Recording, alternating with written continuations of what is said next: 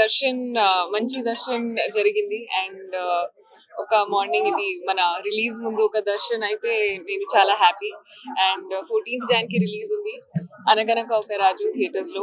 So చాలా చాలా happy, చాలా సంతోషంగా ఉంది తిరుపతికి రావడం. ఇక్కడ వెంకటేశ్వర స్వామి దర్శన్ తర్వాత మన రిలీజ్ కి ఒక ఫుల్ జోష్ తో చేస్తే నేను చాలా హ్యాపీ. సో మీరు కూడా చూడండి సినిమాస్ లో. Thank you. హ్యాపీ సంక్రాంతి. మీ అందరికీ సంక్రాంతి శుభాకాంక్షలు.